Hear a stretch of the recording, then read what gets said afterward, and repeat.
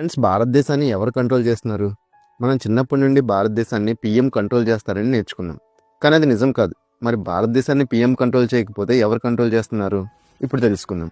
ప్రధానమంత్రి కేవలం ప్రపంచానికి కనబడే ఒక ఫేస్ మాత్రమే, కానీ నడిపేది వేరే వాళ్ళు. మోడీ గారు మూడోసారి గెలిచి ప్రధానమంత్రి అయినప్పుడు ఆయన క్యాబినెట్లో ఊహించిన విధంగా కొన్ని విషయాలు జరిగాయి. అవేంటంటే 10 సంవత్సరాలు మంత్రిగా ఉన్న స్మృతి ఇరానీ మరియు మాజీ ఐటీ మంత్రి అనురాగ్ ఠాకూర్ వంటి పెద్ద పేర్లు ఈసారి క్యాబినెట్ మంత్రి జాబితా నుండి తొలగించబడ్డాయి. అయితే అదే టైంలో అశ్విని వైష్ణవ్, హర్దీప్ సింగ్ పూరి, ఎస్ జయశంకర్ వంటి వాళ్ళకి ఎన్నికల్లో పోటీ చేయకుండానే క్యాబినెట్ మంత్రిత్వ శాఖని అప్పగించారు. అలాగే అజిత్ దోవల్ మళ్లీ ఎన్ఎస్ఏగా, ఐఏఎస్ పీకే మిశ్రాని ప్రిన్సిపల్ సెక్రటరీగా మూడోసారి నియమించారు. నేషనల్ సెక్యూరిటీ మరియు ప్రిన్సిపల్ సెక్రటరీ పోస్టులు చాలా కీలకమైనవి. ఈ రెండు పీఎం యొక్క left hand and right hand లాంటివి. ఇలాంటి ప్రత్యేకమైన పదవుల్ని కూడా ప్రధాని తన పార్టీ మంత్రులు ఎవ్వరికీ క్యాబినెట్ మంత్రి పోస్టును ఇవ్వలేదు. ఎన్నికల్లో గెలుపొందిన ప్రభుత్వ సభ్యులను మాత్రం నియమించలేదు. అలాగే ఇక్కడ చూస్తే ఈ 5గురిలో ఒక కామన్ థింగ్ ఉంది. వారందరూ బ్యూరోక్రాట్స్, అంటే సివిల్ సర్వీస్ ఆఫీసర్స్. 1971లో బంగ్లాదేశ్ విముక్తి అయినా, 1998లో పోఖ్రాన్ అణుబాంబు పరీక్ష అయినా, అలాగే దేశంలో జీఎస్టీ అమలైనా, అండ్ కోవిడ్ వంటి ఎమర్జెన్సీ టైంలో వ్యాక్సినేషన్ ద్వారా ప్రజల్ని రక్షించాలన్నా, ఇలాంటి అత్యంత కీలకమైన పనులు మన దేశ ప్రభుత్వం చేస్తుందని అందరూ అనుకుంటారు. కానీ వాస్తవానికి ప్రభుత్వం కాదు. వీటన్నిటికీ వెనుక ఉన్నది అన్సంగ్ హీరోస్ అయిన బ్యూరోక్రాట్స్. ఫర్ ఎగ్జాంపుల్, సిక్కిం భారతదేశంలో చేర్చబడిందని మనలో చాలా మందికి తెలియదు. అలాగే పోఖ్రాన్ టెస్ట్ ఎవరు చేయించారు, అండ్ ఈ న్యూక్లియర్ టెస్ట్ తర్వాత భారత్పై అంతర్జాతీయ ఆంక్షలు విధించినప్పుడు అందులో నుంచి మనల్ని ఎవరు బయటికి తీశారు? పోఖ్రాన్ టెస్ట్లో భారత్ 3 భూగర్భ అణు పరీక్షలు నిర్వహించింది. అదేవిధంగా భారతదేశంలో జీఎస్టీని ఎవరు అమలు చేశారు? ఇలాంటి గ్రౌండ్ రియాలిటీకి సంబంధించిన ఈ వాస్తవాలన్నీ ఇప్పుడు జనాలకు తెలియకుండా సీక్రెట్గా ఉంటున్నాయి. సో ఫ్రెండ్స్, ఇలాంటి విషయాలు, వీటన్నిటికీ సమాధానాలు ఈ వీడియోలో చూద్దాం. ఈ మధ్య జూన్ 16 జరిగిన యూపీఎస్సీ ప్రిలిమ్స్ పరీక్షలో 1056 సీట్ల కోసం భారతదేశం యొక్క అత్యంత కఠినమైన పరీక్షల్లో 13 లక్షల మంది పోటీ పడ్డారు. అయితే వారందరిలో 1056 మంది మాత్రమే సెలెక్ట్ అయ్యారు. వాళ్ళలో 300 మంది మాత్రమే దేశంలోని ప్రముఖులుగా సెలెక్ట్ అయ్యారు. ఆల్ ఇండియా సర్వీసెస్ అంటే ఐఏఎస్, ఐపీఎస్ అండ్ ఐఎఫ్ఎస్. మీరు చూస్తే మన జిల్లాలో అతిపెద్ద post DM district magistrate. District magistrate అతను ఒక ఐఏఎస్ అధికారి. వివిధ రాష్ట్ర మంత్రిత్వ శాఖలకు చెందిన అనేక మంది అధికారులు ఇక్కడ పనిచేస్తున్నారు. ఇప్పుడు మనం మొత్తం రాష్ట్రంలో చూసుకుంటే అక్కడ కూడా అతిపెద్ద పదవి రాష్ట్ర మంత్రిత్వ శాఖను నడిపించే ప్రధాన కార్యదర్శి. ఇతను కూడా ఒక ఐఏఎస్ అధికారి.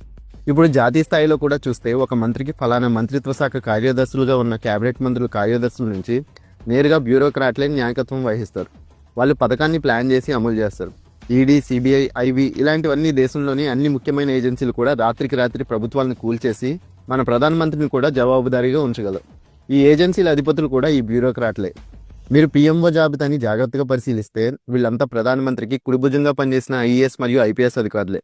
కేవలం బ్యూరోక్రాట్స్ కోసం మన దేశంలో కొత్త చట్టాలనే తీసుకొస్తారు. బ్యూరోక్రాట్స్ వాల్యూ తెలిసేలా కొన్ని ఎగ్జాంపుల్స్ చెప్పుకుంటే, నిపేంద్ర మిశ్రాకు పీఎంఓలో స్థానం కల్పించేలా 2014లో మోదీ ప్రభుత్వం పార్లమెంట్లో ఆర్డినెన్స్ అంటే కొత్త చట్టం తీసుకొచ్చింది. ఈ చట్టం ద్వారా అతన్ని ప్రైమ్ మినిస్టర్ ఆఫీస్లో కంటిన్యూ అయ్యేలా చేశారు. అలాగే ఎస్ జయశంకర్ రిటైర్ అయిన తర్వాత కూడా అతన్ని కంటిన్యూ చేయడానికి 2017లో విదేశాంగ కార్యదర్శి హోదాలో ప్రధానమంత్రి మళ్ళీ ఒక చట్టాన్ని ఆమోదించారు. ఈ చట్టం జయశంకర్ గారి అతని సేవల్ని 1 సంవత్సరం పొడిగించారు. ఇలా ఒక అధికారి కోసం ఏకంగా ఒక చట్టం ఆమోదించబడింది. దీన్ని బట్టి అర్థం చేసుకోవచ్చు మన దేశంలో బ్యూరోక్రాట్స్కి ఎంత ప్రాధాన్యత ఉందో. ఈ బ్యూరోక్రాట్స్కి చాలా మంచి జీతం వస్తుంది. ప్రతి ప్రభుత్వం వారిని బాగా చూసుకుంటుంది. వారి జీతం నెలకు దాదాపుగా 2.5 లక్షలు. దాని వాళ్ళు ₹1 కూడా ఖర్చు చేయాల్సిన అవసరం లేదు. ఎందుకంటే వాళ్ళ ఖర్చు ప్రభుత్వమే సమకూరుస్తుంది. Government convoy, 247 armed bodyguards, free బంగ్లా, ఫ్రీ కరెంట్, ఫ్రీ టెలిఫోన్, ఇంట్లో పని మనుషులు, ఇలా ప్రతిదీ గవర్నమెంట్ చూసుకుంటుంది. అండ్ సమాజంలో గొప్ప గౌరవం ఉంటుంది. ఇలా వాళ్ళని గవర్నమెంట్ వీవీఐపీగా ట్రీట్ చేస్తూ ఉంటాయి. ఇటువంటి ఫెసిలిటీస్ ఏ ప్రైవేట్ ఉద్యోగంలో అందుబాటులో ఉండవు.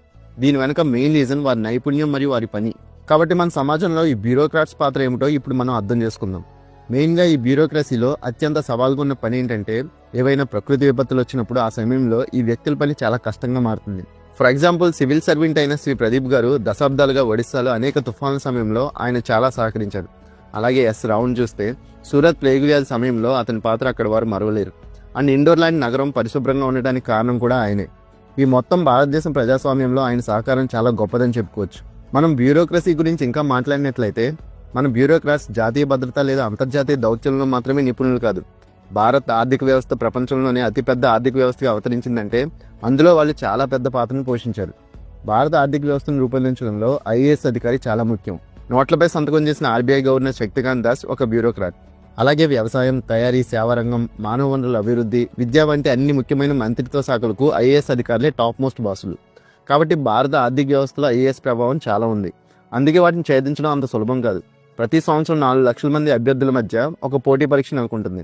100 మంది అభ్యర్థులు మాత్రమే ఐఏఎస్ అధికారులుగా నిలబడతారు. ఈ బ్యూరోక్రాట్లకు ఇన్ని అధికారులు ఎందుకు ఇస్తున్నారని మీరు ఆలోచిస్తే కనుక దీని వెనుక 2 ప్రధాన కారణాలు ఉన్నాయి. ఒకటి, సివిల్ సర్వీస్ ఉద్యోగులు చాలా డిమాండ్ కలిగి ఉంటారు. కార్పొరేట్ ఎంప్లాయీస్ లాగా వారి ఉద్యోగాలకు నిర్ణీత సమయం అంటూ ఉండదు. ఇది పూర్తి అంకితభావం అవసరమయ్యే ఉద్యోగం. ఎక్కడికి ఎప్పుడు కావాలంటే అప్పుడు అక్కడికి చేరుకోవాలి. రెండవది, అతి ముఖ్యమైన కారణం ఏంటంటే ఈ సివిల్ సర్వీస్ ఉద్యోగుల పనితీరు మన దేశం యొక్క పురోగతిని నిర్ణయిస్తుంది. అంటే మొత్తం దేశం యొక్క భవిష్యత్తు నిజానికి వారి భుజాలపైన ఆధారపడి ఉంటుంది. ఇప్పటి వరకు భారతదేశం 1971 బంగ్లాదేశ్ విముక్తి యుద్ధం వంటి వాటిల్లో అతిపెద్ద పాత్ర పోషించింది.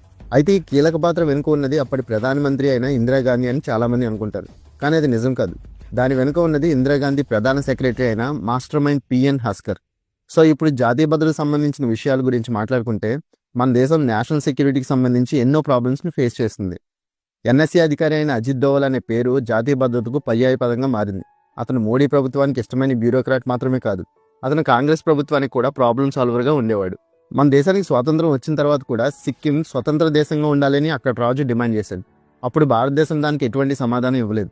కానీ అప్పుడు అమెరికాకి చెందిన సిఐఏ అంటే సెంట్రల్ ఇంటెలిజెన్స్ ఏజెన్సీ సిక్కింని ఇన్ఫ్లుయెన్స్ చేయడానికి సిక్కింలోకి ఎక్కువగా ఎంటర్ అయ్యాయి. అయితే 1959లో చైనా టిబెట్ మీద దండయాత్ర చేసినప్పుడు దలైలామా టిబెట్ నుండి సిక్కిం రూట్ ద్వారా ఇండియాకి వచ్చారు. దీంతో భారతదేశానికి తొలిసారిగా సిక్కిం యొక్క ప్రాముఖ్యత గురించి తెలిసింది. ఎందుకంటే సిక్కిం రూటు భారతదేశానికి దురాక్రమణ దారిలా మారొచ్చు. అప్పటి నుండి 3 సంవత్సరాల తర్వాత 1962లో చైనా భారతదేశంపై దాడి చేసింది. ఆ తర్వాత భారతదేశంలోకి చైనా దురాక్రమణకు సిక్కిం దేశం ద్వారా అవుతుందని భారతదేశం అర్థం చేసుకుంది. కానీ నెహ్రూజీ దీనిపై ఎటువంటి చర్య తీసుకోకముందే గుండెపోటు వచ్చి మరణించారు. అయితే ఈ పరిస్థితి తీవ్రతను గ్రహించిన తర్వాత వచ్చిన ప్రధాని అయిన ఇందిరాగాంధీ సిక్కిం చైనా దురాక్రమణకు ద్వారం మరియు సిఐఏ కేంద్రంగా మారకుండా అడ్డుకున్నారు. పిఎం ఇందిరాగాంధీ అధికారంలోకి రాగానే అమెరికా సిఐఏ పూర్తిస్థాయి ప్రణాళిక ద్వారా సిక్కింపై దాడి చేయబోతుందని ఆమెకు ఇన్ఫర్మేషన్ వచ్చింది. సిఐఏ సిక్కింని ఆక్రమించుకోవడానికి సిక్కిం రాజు అయిన చోగ్యాల్ మోనార్క్కి ఒక అమెరికన్ అమ్మాయితో వివాహం చేశారు. సో సిక్కిం రాజుకి అమెరికా అమ్మాయితో వివాహం జరిగిన విషయం తెలుసుకున్న ఇందిరాగాంధీ అప్పట్లో ఇంటెలిజెన్స్ బ్యూరో డిప్యూటీగా నియమించబడిన యంగ్ ఐపీఎస్ ఆఫీసర్ని సిక్కింకి పంపించారు. ఆ యంగ్ ఐపీఎస్ ఆఫీసర్ సిక్కింకి వెళ్ళి అక్కడ ప్రజల్లో చైతన్యం తీసుకొచ్చి అక్కడ ప్రజల్లో భారతదేశానికి అనుకూలంగా ఉండేలా మార్చారు. సిక్కింలో ఉన్న ప్రజలందరినీ భారతదేశంలోనే కలవాలనే మైండ్ సెట్ని క్రియేట్ చేశారు. ఇలా కేవలం 2 సంవత్సరాల్లో ఆపరేషన్ సిక్కింని సక్సెస్ఫుల్గా కంప్లీట్ చేశారు. ఆ యంగ్ ఐపీఎస్ ఆఫీసర్ ఎలాంటి చేంజ్ తీసుకొచ్చారంటే 1975 సంవత్సరంలో సిక్కిం ప్రజల రెఫరెండంలో వారు కేవలం భారతదేశంలో మాత్రమే చేరాలని ఓటు వేశారు. ఇది మాత్రమే కాదు, ఈ మిషన్ ద్వారా ప్రజల్లో ఎలాంటి మార్పు వచ్చిందంటే ప్రజలే చోగ్యాల్ రాజవంశాన్ని శాశ్వతంగా అధికారంలో నుంచి తొలగించారు. ఈ విధంగా సిక్కిం భారతదేశంలో విలీనమైంది. ఫ్రెండ్స్, అయితే ఈ యంగ్ ఆఫీసర్ ఎవరో తెలిస్తే నిజంగా ఆశ్చర్యపోతారు. అతను మరెవరో కాదు, మన ఎన్ఎస్ఏ అజిత్ దోవల్. అజిత్ దోవల్ వల్లనే నేడు సిక్కిం భారతదేశంలో అంతర్భాగంగా ఉంది. భారతదేశానికి అజిత్ దోవల్ గారు చేసిన సహాయం ఇదొక్కటే కాదు, అతని జీవితంలో భారతదేశానికి ఎవరూ చేయలేని సాహసాలు ఎన్నో చేశారు. సిక్కింని భారతదేశంలో కలపడం అనేది అజిత్ దోవల్ గారి లైఫ్లో జస్ట్ ఒక సినిమా ట్రైలర్ లాంటిది. ఆ తర్వాత ఉగ్రవాదం తీవ్రంగా ఉన్న సమయంలో ఒక అండర్ కవర్ ఆపరేషన్లో 7 సంవత్సరాల పాటు పాకిస్తాన్లో గూఢాచారిగా ఒక ముస్లిం వేషంలో ఉండేవారు. అలాగే 1999లో ఇండియన్ ఎయిర్లైన్స్కి చెందిన కాఠ్మండూ టు ఢిల్లీ విమానాన్ని ఉగ్రవాదులు హైజాక్ చేసి కాందహార్ తరలించిన టైంలో బందీల్ని విడిపించడం కోసం ఉగ్రవాదులతో చర్చలు జరిపిన వారిలో అజిత్ దోవల్ ఒకరు. అంతేకాదు ఉరీ సర్జికల్ స్ట్రైక్స్లో అజిత్ దోవల్ గారి పాత్ర చాలా ప్రత్యేకం. ఇలాంటి మనకు తెలియని ఎన్నో ఆపరేషన్లు చేశారు. నెక్స్ట్ బ్యూరోక్రాట్ నుండి ఫారెన్ మినిస్టర్గా మారిన ఎస్ జయశంకర్ గారి గురించి చెప్పుకుంటే 1998లో పోఖ్రాన్ న్యూక్లియర్ టెస్ట్ తర్వాత భారతదేశం మీద అమెరికా ఆంక్షలు విధించింది. ఆ టైంలో బ్యూరోక్రాట్గా ఉన్న ఎస్ జయశంకర్ గారు అమెరికా వాళ్ళతో చర్చలు జరిపి మన మీద ఉన్న ఆంక్షలు ఎత్తేలా చేశారు. అంతేకాకుండా అమెరికా మనతో ఇండో యుఎస్ అణు ఒప్పందంపై సంతకం చేసింది. సేమ్ ఇలాంటి డిప్లొమాటిక్ విజయాన్ని ఈ మధ్యకాలంలో కూడా మనం చూసాం. కొన్ని సంవత్సరాల క్రితం ఆర్టికల్ 370 రద్దు చేసినప్పుడు ఆ సమయంలో గల్ఫ్ దేశాలకు ఇకపై భారత్తో సంబంధాలు ఉండవని ఒక కథనం సృష్టించబడింది. కానీ జయశంకర్ గారు ఆర్టికల్ 375 రద్దు తర్వాత వచ్చిన పరిణామాలను ఈజీగా డీల్ చేశారు. నేడు అదే గల్ఫ్ దేశాలు జమ్మూ మరియు కాశ్మీర్లో ప్రధాన పెట్టుబడిదారీగా మార్చారు. ఈ దేశాలు మన ప్రధానికి అత్యున్నత పౌర పురస్కారాన్ని కూడా ఇచ్చాయి. ఇప్పుడు మనం ఆర్థిక కార్యదర్శి హష్ముఖ్ అదియా గురించి మాట్లాడుకున్నట్లయితే భారతదేశానికి జీఎస్టీ తీసుకురావడంలో ఆయన ప్రధాన పాత్ర పోషించారు. 2017 సంవత్సరానికి ముందు భారతదేశంలో 20 కంటే ఎక్కువ రకాల పన్నులున్నాయి. కొన్నింట్లో క్యాస్కేడింగ్ ఉండేది, అంటే మనం 2 సార్లు పన్ను చెల్లించాల్సి వచ్చేది. కానీ హష్ముఖ్ గారు ఈ అత్యంత క్లిష్టమైన పన్ను విధానాన్ని కేవలం 3 రకాల పన్నులుగా విభజించారు. వీటిని మనం జీఎస్టీ అని పిలుస్తున్నాం. ఇందులో సిజిఎస్టీ అంటే central goods and service tax, SGST అంటే states goods and service tax, IGST అంటే integrated goods and service tax.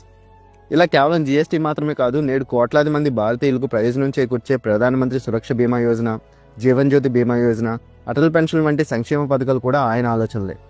And అలాగే వినోద్ రాయ్ వంటి అధికారులు వ్యవస్థలో ఉంటేనే పాలక ప్రభుత్వానికి వ్యతిరేకంగా చర్యలు తీసుకున్నారు. 2G స్పెక్ట్రమ్ స్కామ్ సమయంలో అందులో పెద్ద అవినీతి జరిగిందని వినోద్ గారు భావించారు. దాంతో వాళ్ళు విచారణ జరిపి దోషులుగా తేలినప్పుడు సిట్టింగ్ మంత్రిని కూడా వదిలిపెట్టకుండా జైలుకు పంపించారు.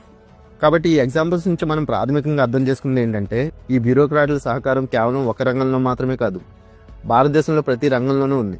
అలాగే కోవిడ్ మహమ్మారి వంటి కష్ట సమయంలో కూడా వీళ్ళ పాత్ర చాలా ఉంది. ఇంత పెద్ద దేశంలో వ్యాక్సిన్ డ్రైవ్ని విజయవంతంగా నడపడం లేదా తటస్థంగా ఎన్నికలు నిర్వహించడం కూడా కత్తి మీద సాము లాంటిదే.